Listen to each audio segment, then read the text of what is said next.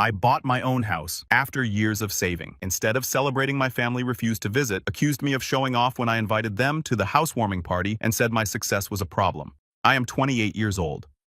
That text arrived last month on a Saturday evening while I sat alone in my living room.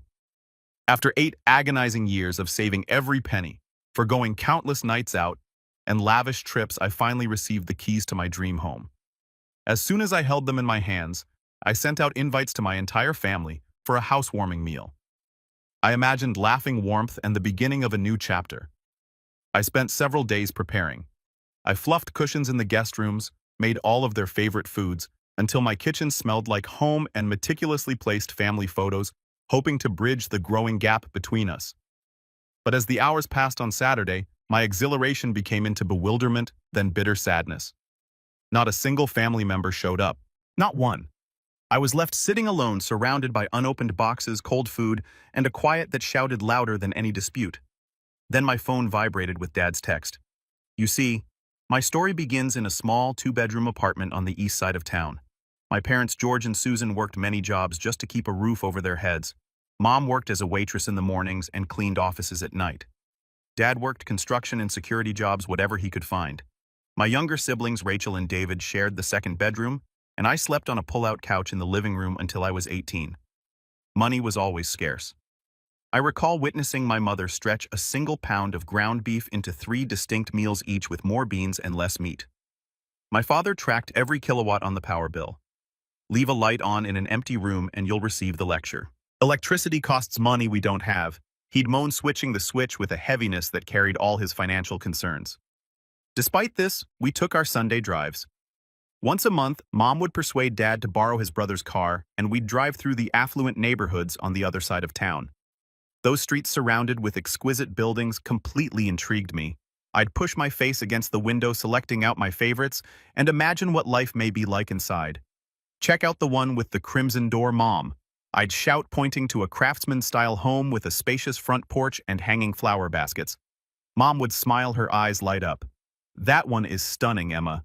All those windows would let in a lot of natural light. However, Dad's response remained consistent. People like us don't possess houses like that, he'd add, his knuckles becoming white on the steering wheel. It's best not to fill your head with unattainable dreams. Those remarks stayed with me, not as a discouragement, but as a burning challenge. By 15, I had persuaded the proprietor of a small diner to hire me on weekends and after school. I saved every penny, storing my profits in a lockbox beneath my pull-out bed. When my parents discovered out I was working, they wanted me to contribute to the household expenses. I did, but I still managed to save half of each paycheck for the future. High school graduation came some surprising news. Mrs. Garner, my guidance counselor, pulled me into her office on an April afternoon, virtually humming with enthusiasm. Emma, did you check your emails today? She asked. I had not. We couldn't afford another luxury internet access at home. When she showed me the scholarship announcement on her computer screen, I burst out crying. A complete ride to State University, which includes housing. I was going to be the first in my family to attend college. I anticipated my family to rejoice over this triumph, which marked a watershed moment. Mom hugged me firmly and whispered, I always knew you were special. Dad nodded, a flash of pride followed by his normal realism. Call is expensive even with scholarships, books, materials, and living expenses. Avoid being too big for your boots. Rachel, then 15, appeared to be really delighted. David, barely 13, was too young to understand the significance. College tested me in ways I hadn't expected. The grant provided tuition and basic lodging, but little else. I worked at the university bookstore in between classes and waited tables at a nearby restaurant on weekends. Sleep became a luxury, but I maintained my grades and continued to save. The cultural transition was arguably more difficult than the financial pressure. Many of my classmates hailed from wealthy backgrounds and discussed European vacations with their parents, physicians, lawyers, and business leaders. I learned to manage conversations carefully, giving little about my background, and always feeling the wide gap between our experiences. When I called home, the talks became more strained. Mom wanted to know every bit of campus life and lived vicariously via my experiences.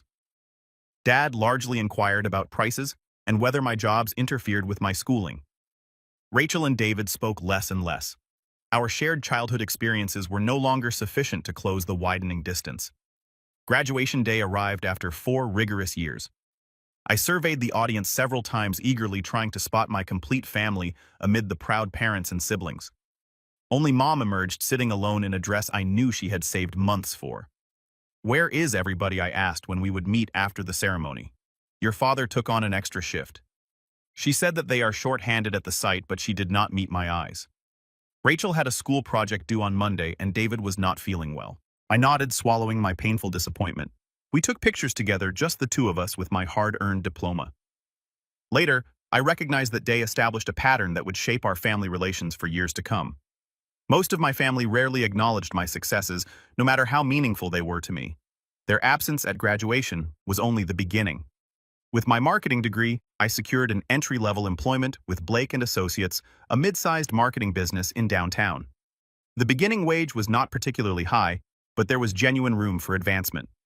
I discovered a studio apartment 20 minutes away from the office via bus. The area was under 400 square feet, and the kitchenette was so small that I could touch opposite counters without completely reaching my arms. But it was mine, and the rent enabled me to keep saving. My financial plan was precisely planned. The paychecks were divided: 45% for necessary costs, 35% for savings set aside for a future home, and 20% for anything else, including the occasional movie or dinner out. I recorded every single dollar on a spreadsheet, watching my housing money rise gradually. "You need to live a little," my colleague Lily would say, while waiving concert tickets. I would decline. "You are only young once." She wasn't wrong, but my concentration was steadfast. The remembrance of my father's statements about unachievable ambitions strengthened my resolve. I wasn't only saving for a house. I was proving something to myself and my family. Professional development occurred steadily. In my second year, I was promoted to account manager. Year 3 saw another rise to senior account manager. The accompanying wage increases were sent directly into my house fund, rather than improving my living condition. On weekends and evenings, I started a side company managing social media accounts for local small businesses. What started as a single client, the florist around the block from my apartment, has grown to 8 regular accounts.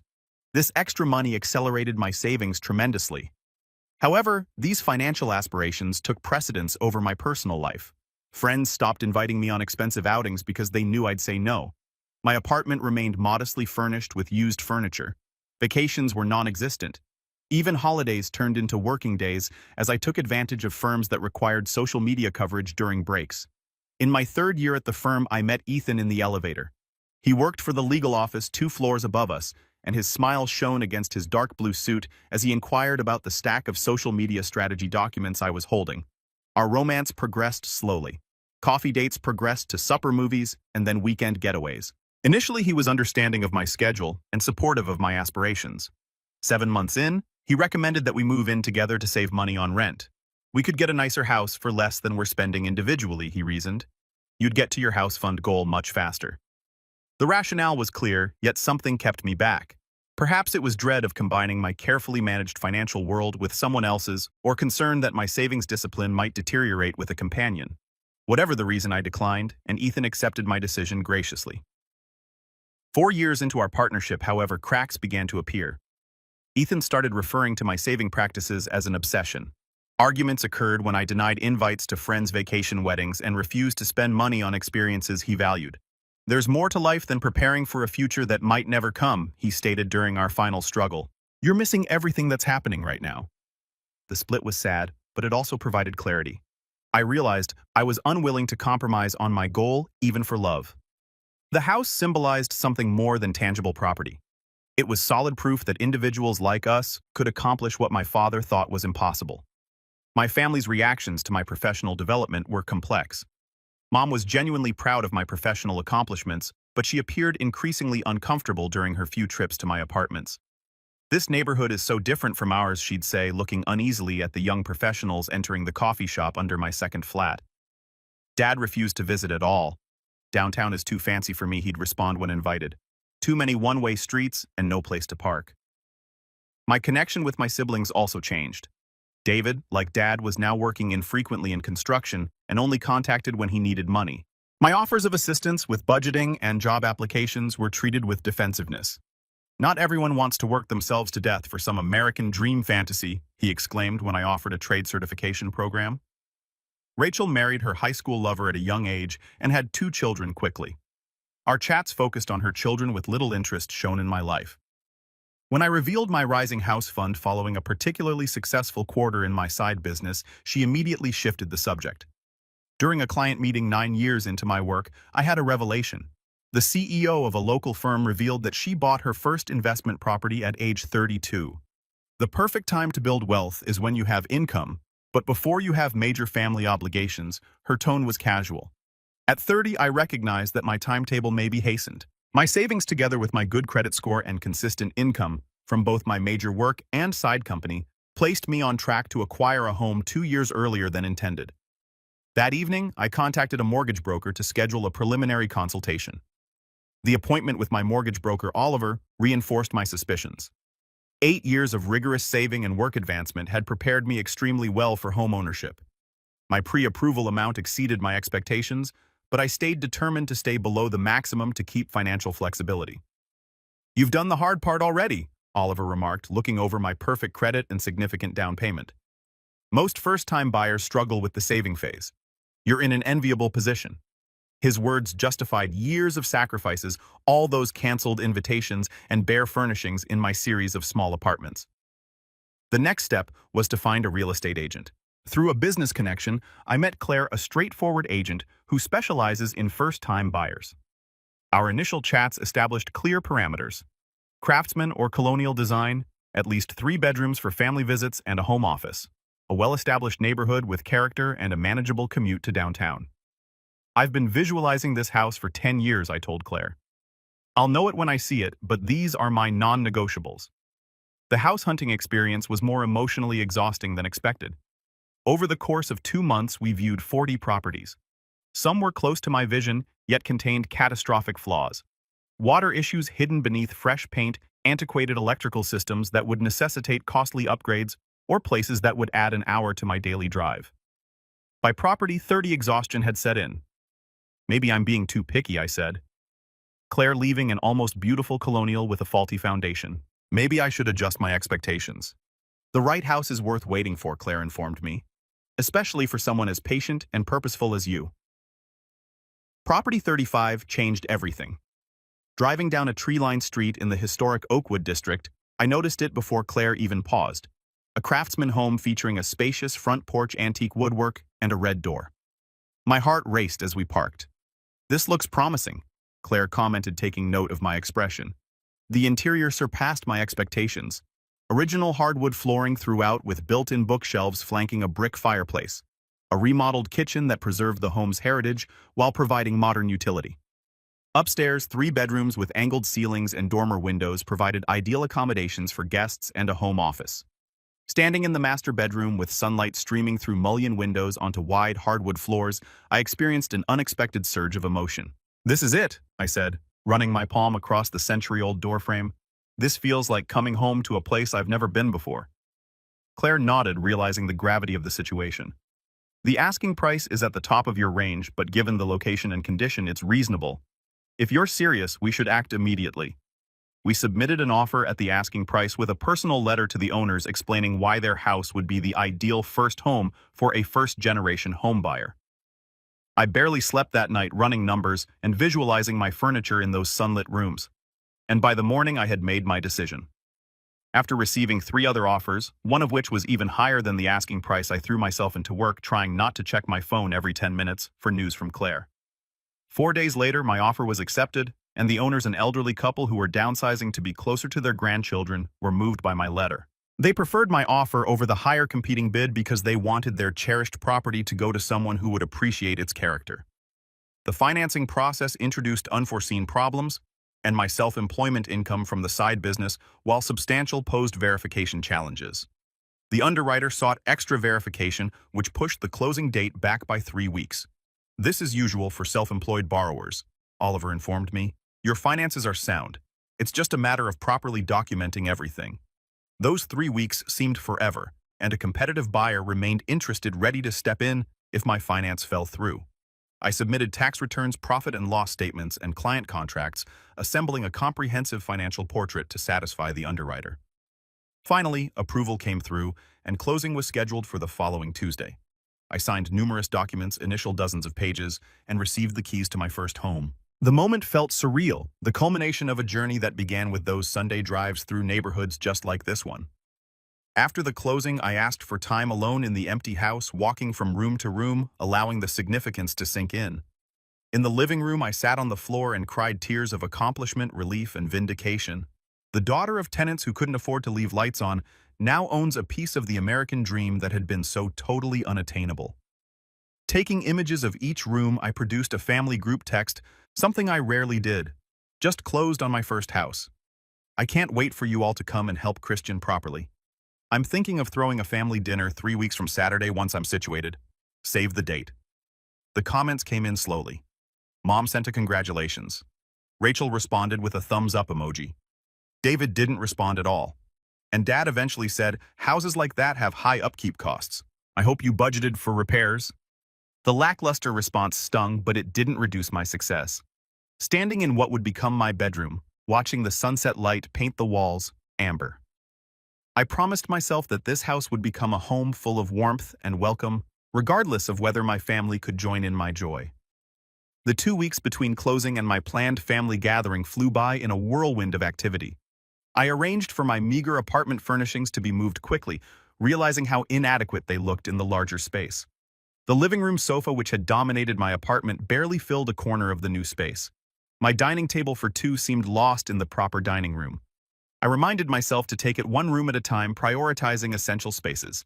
I found a second-hand dining table that could seat 8, perfect for the family dinner I was planning. A quick coat of paint refreshed it, and new chairs from a budget-friendly store completed the set. With the basics in place, I focused on preparing for my family's first visit. I splurged on a new mattress and quality bedding for my parents' guest room, knowing that Dad's back problems frequently made sleeping away from home difficult. This wasn't just about showing off my new home. It was also an opportunity to reconnect and bridge the growing distance between us. Perhaps seeing my success in person would help them understand my choices and sacrifices. The second bedroom was set up for Rachel, her husband Mark, and their children, with an air mattress set up alongside the queen bed, and the small third bedroom, which would eventually become my home office, would accommodate David. When I went grocery shopping, I filled my cart with ingredients for everyone's favorite dishes, including Dad's favorite pot roast with carrots and potatoes, Mom's fondness for blueberry cobbler, Rachel's fondness for Caesar salad, David's fondness for buffalo chicken dip as an appetizer. The bill at checkout made me wince, but this celebration warranted the expense. Throughout the house, I created thoughtful touches, such as a photo wall in the hallway displaying family photos from decades. Mom and Dad on their wedding day, Rachel and David as toddlers playing in a kiddie pool, all 4 of us on a rare beach vacation when I was 12, and welcome baskets greeted each family member. Recent images were glaringly absent, which I hoped would change with this visit. For Mom, a gardening book and seed packets for the backyard plot we could plan together. For Dad, a custom keychain with the house address symbolizing his welcome anytime. For Rachel's kids' age-appropriate books and coloring supplies. For David, a local brewery gift card for the tour I thought we might take together. I sent formal invitations with detailed directions, parking information, and a warm note expressing how meaningful they were. Mom called and asked what she could bring. I assured her that everything else was taken care of. Rachel texted that Mark had scheduled time off work, and they were excited to see the new place. David responded with a brief, "I'll be there," which lifted my spirits. Dad remained silent, but Mom assured me they would drive together. The shift began 5 days before the dinner, with Rachel calling first. "Emma, I'm so sorry, but Emma has come down with an ear infection. The pediatrician advises her against traveling this weekend. Could Mark stay with Emma while you and Jack arrive?" I suggested, hoping to salvage some of the visit. Mark's mother was counting on us visiting her on Sunday, so he needs to take Jack there while I stay with Emma. She explained, her excuse becoming more complicated. "We'll definitely come another weekend once everyone's healthy." I accepted her explanation, disappointment settling in my stomach. That evening, David texted boss, "Just scheduled me for Saturday. Someone has called out and I need the hours." David rarely took on extra shifts and constantly complained about his manager's last-minute scheduling. Still challenging him would only add to the tension, so I responded with understanding and an offer to reschedule. Thursday brought Mom's call. The one I'd been dreading after my siblings established the pattern. "Your father's back is acting up something terrible." She began, her voice carrying familiar notes of apology. "He can hardly get from the bedroom to the kitchen today. There's no way he could sit in the car for an hour each way. I could come pick you up, I offered, desperation edging into my voice. Or just you could come and we could FaceTime Dad during dinner. You know he wouldn't want me traveling alone, she replied. And he'd feel terrible being left out completely. By Friday afternoon, my family dinner for 5 had dwindled to a party of 1. I stood in my kitchen surrounded by groceries for meals no one would eat, staring at the dining table set with new plates and carefully folded napkins. The house that had felt so full of potential now echoed with emptiness. I tried calling each family member, offering alternative dates, different arrangements, anything to salvage the gathering. Voicemails and unanswered texts multiplied. Only Mom responded, reiterating Dad's health concerns and promising they'd visit soon. Saturday morning dawned bright and clear, the spring sunshine seeming to mock my solitude. The welcome baskets sat untouched on unslept-in guest beds. I moved mechanically through the day, putting away perishable groceries and covering prepared dishes with plastic wrap. By the afternoon, I gave up pretense and changed from my carefully selected outfit back into comfortable jeans and a t-shirt. Sitting down on the living room floor surrounded by still unpacked boxes, I began the work of organizing books and kitchenware, trying to focus on the physical task rather than the emotional weight pressing against my chest. The house that was supposed to be filled with family laughter remained quiet, except for the occasional ping of my phone work emails and social media notifications, but nothing from my family. The silence from them spoke volumes, especially from Dad, who had not directly acknowledged my invitation or expressed his regrets. As the evening approached, I ordered a pizza because I didn't want to cook any of the special meals planned. Sitting cross-legged on the floor among half-unpacked boxes, I scrolled through design websites on my tablet, forcing myself to focus on future plans rather than present disappointment. That's when Dad's text message arrived, causing my heart to leap with momentary hope. "We need to talk about the house," it said. My fingers paused over the phone screen, pizza forgotten beside me. Dad rarely texted, preferring brief phone calls or having Mom relay messages. There were no congratulations or apologies for missing supper, only 7 words that held an unsettling weight. Despite the late hour, I called right away, my heart beating. He answered on the second ring, his brusque greeting devoid of warmth. "Dad, I received your text. Is everything okay?" I inquired, attempting to maintain a calm tone despite the growing worry in my chest. "Your mother is upset," he began abruptly. "She has been crying on and off since you sent those house pictures." Confusion rushed over me. "Crying? Why, is she okay?" "No, Emma, she's not okay." His voice hardened. "None of us are okay with the show you're putting on," I echoed, perplexed. "What are you talking about?" "This magnificent property in that upscale area. The dinner invitation makes you feel like a hostess from those magazines your mother used to read." "It is not you, Emma. At least not the you we raised." The accusation landed like a physical blow. I sank back against an unopened box, struggling to process his words. "Dad, I've worked for this house for years. You know I saved every dime and worked many jobs. This isn't a show. It's the result of 8 years of hard work." He scoffed. "Is that what you call it when you abandon your family? When do you quit attending Sunday dinners because you are too busy with your office job and side hustle? When you move to communities where your father is uncomfortable visiting?" Each question grew in volume until he was almost shouting. In the background, I could hear Mom's muffled voice asking him to calm down. I never turned my back on anyone, I protested, raising my voice to match his passion. "I invited everyone here this weekend. I've arranged rooms for every one of you. I cooked all your favorite foods because we don't belong in a house like that," he exploded.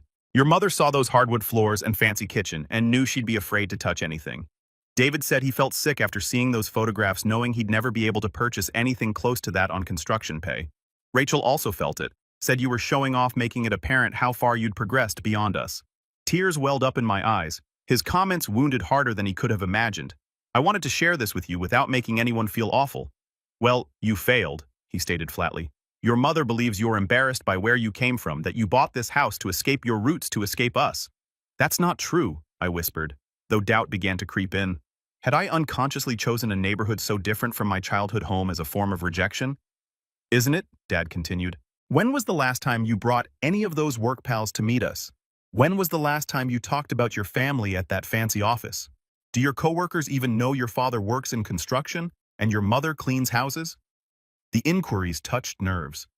I had no idea we're exposed.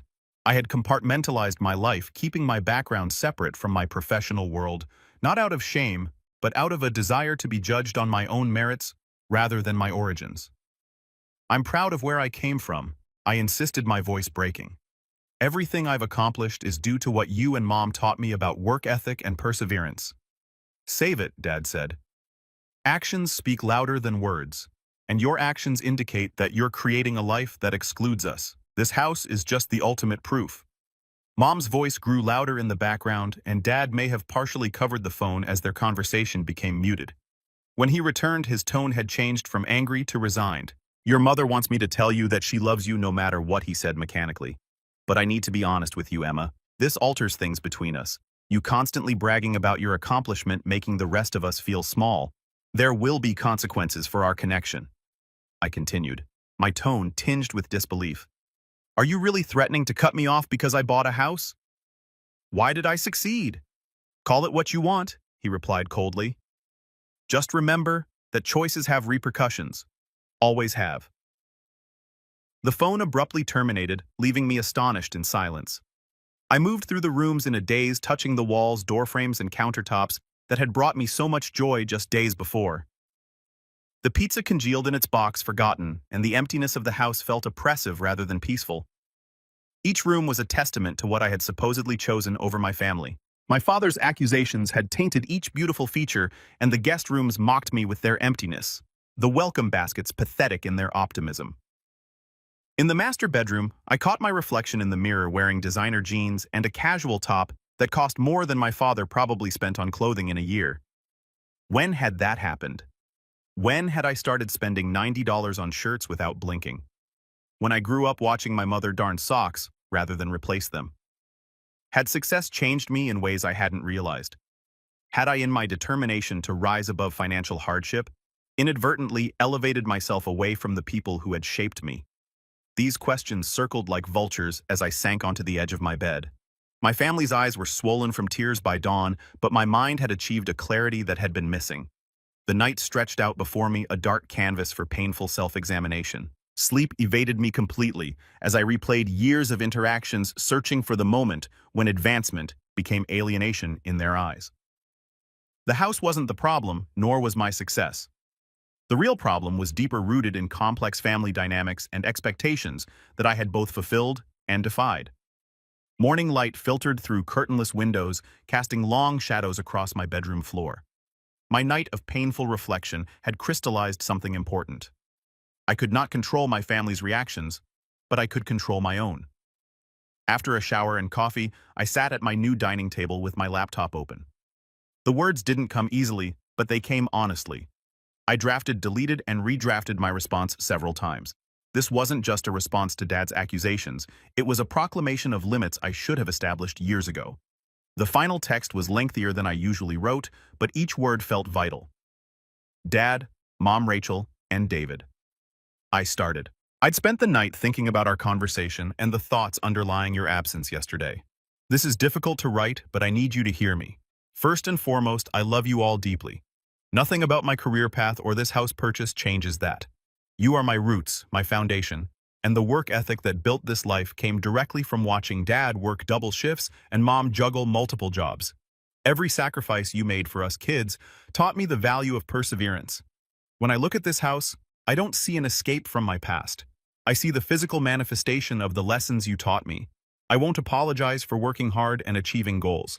I won't pretend I haven't earned this to soothe feelings of inadequacy that I never created or intended. But loving you doesn't imply that I have to diminish myself to make you happy. Most importantly, I will not sell this house or downplay my accomplishments in order to maintain relationships that should be strengthened rather than threatened by my success. The door to this home will always be open to each of you whenever you are ready to walk through it without resentment or judgment, and I have designed spaces specifically for you. A guest room with a firm mattress Dad needs for his back. A backyard where Mom and I could garden together, space for Rachel's kids to play, and local breweries I thought David might enjoy exploring with me. I'm not choosing this house over family, and I believe we can grow together rather than apart. I'm choosing to believe that love isn't diminished by square footage or mortgage payments. This door will always be open to you, but I won't close it on my dreams. I hope someday you'll understand that my success honors rather than rejects everything you've given me. I love you always, Emma. My finger hovered over the send button for several minutes. I pressed send and set my phone aside, deliberately turning my attention to unpacking books onto the built-in shelves. The responses came in stages, each revealing something about my relationships. Mom called first, her voice thick with tears. "I never meant to make you feel bad about your accomplishments," she began. "I am proud of you, Emma, always has been. It's just difficult to see you construct a life so different from what I could provide.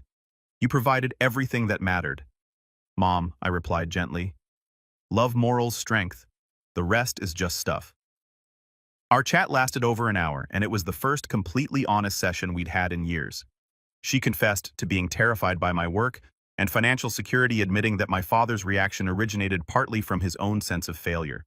He wanted so much more for us than what he could achieve. She revealed it's complicated for him. "I accept this, but I need him to understand that my success is also his success. Everything I am began with you both." We finished the phone with preliminary preparations for her to visit alone. Rachel texted the next weekend, her message unexpectedly vulnerable. "I lied about Emma being sick. To be honest, I was jealous and ashamed. Mark and I can barely pay our apartment rent, and seeing your lovely home made me feel like a failure. I am sorry. Your message caused me to cry. Could we start over?" I called her right away, and our conversation revealed years of competitive feelings I'd never recognized. As the older sister who appeared to do everything right, I represented a standard she felt she couldn't meet. My achievements had unknowingly become a measuring rod against which she assessed her own life choices. "I've never thought less of your choices," I told her. "You have lovely children and a loving marriage. Those are accomplishments that cannot be quantified in dollars or property deeds." We concluded the call with plans for a proper visit the following month, once she had worked through some of her complex emotions. David remained radio silent for 5 days before sending a brusque need time to process. "Not ready to talk yet." It was the most honest communication we'd had in years, and I respected his limit without asking for more. Dad's response was the most difficult. A week passed with no word until a birthday card arrived in the mail with a gift card to a home improvement store. Despite the fact that there was no accompanying note, the choice of gift acknowledged my new homeowner status, a small, almost imperceptible step toward acceptance. The weeks that followed were a mix of sadness and liberation. I missed the easy family relationships I'd once taken for granted, but there was also relief in no longer maintaining the illusion that everything was fine between us. I threw myself into making the house truly mine. Painting walls, arranging and rearranging furniture, installing window treatments, and making decisions based on my preferences and needs, rather than what others might think, which felt like a breath of fresh air. When a colleague inquired about my weekend plans, and I mentioned refurbishing the guest bathroom, she casually asked, "Will your family come to view the improvements?" For the first time, I replied without deflection or sugarcoating. "We're dealing with some tough thoughts regarding my move." Her knowing nod and shared story of similar struggles with her own relatives made me realize how universal these experiences were. The pretense of perfect family harmony I'd maintained had only isolated me further. And this realization sparked another important decision. I joined a networking group for first-generation professionals to connect with others navigating the complicated territory between their roots and their achievements. Their stories of similar family tensions helped me understand that I wasn't alone in these struggles. After I received my doctorate, my father did not speak to me for 3 years. The most significant shift in my thinking came from therapy, which I began 6 months after the failed family gathering. Maria, a professor who lived 3 doors down, had an 8th grade education and saw my degree as a criticism of him. It took some time, but he eventually came around. Weekly sessions helped me untangle complex emotions around success, family loyalty, and identity. "Your achievement doesn't diminish anyone else's worth," my therapist emphasized during a particularly difficult session, "and their discomfort with your success isn't something you need to fix by becoming smaller." This perspective freed me from the guilt that had hampered my achievements. I began openly celebrating milestones, such as a major promotion at work and the completion of the front porch restoration, without first considering how my family would perceive these accomplishments. 10 months after moving in, Dad sent an unexpected text message. "Your mother says the gutters need cleaning before winter. Do you have someone handling that?" The message contained no warmth, no personal connection, yet it represented something monumental. Concerned for my home's maintenance, acknowledgement of its importance, and perhaps an oblique offering of practical knowledge. I got quotes, but haven't scheduled anyone yet, I replied carefully. Any recommendations? He responded unexpectedly swiftly. These firms overcharge. I could take a look next weekend if you want.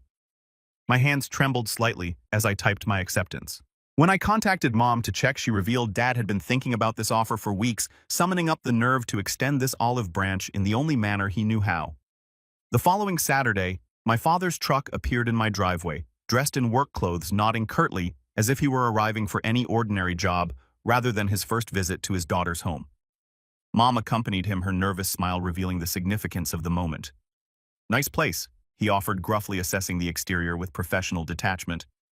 They don't build them like this anymore. In the backyard, Dad examined the gutters while I held the ladder, and Mom's fingers trailed across the kitchen countertops she'd only seen in photographs. I gave them the tour I'd planned 9 months earlier, and I noticed Dad's eyes widened slightly at the craftsmanship of the original woodwork. The familiar routine of working alongside him, passing tools and following directions, bridged some of the gap between us. You did good, Emma, he said quietly as we packed up his tools. Not, I'm proud of you or I'm sorry, but an acknowledgement of my accomplishment that cost him something to give. I accepted it for the monumental concession it represented. That evening, sitting on my porch swing, watching the sunset paint my garden in golden light, I reflected on the complex journey of the previous year. The house that had initially appeared to fracture my family connections now offered a different kind of foundation, one where meaningful relationships could potentially be restored brick by brick. I recognized that home wasn't just about the physical space or the financial achievement it represented. It was about creating a sanctuary where I could be my authentic self while keeping doors open to those who shaped me. My family's acceptance journey is still in progress, full of tentative steps and unspoken truths. Some wounds would take years to fully heal if they ever did, and the path forward would not be easy or straightforward. But for the first time, I feel like I'm building a home, not just for myself, but for the possibility of a future where my roots and wings can coexist. This house, this dream, isn't just a place I live. It's a testament to every sacrifice, every challenge, and the unwavering belief that you can build the life you want, even if those you care about struggle to see it with.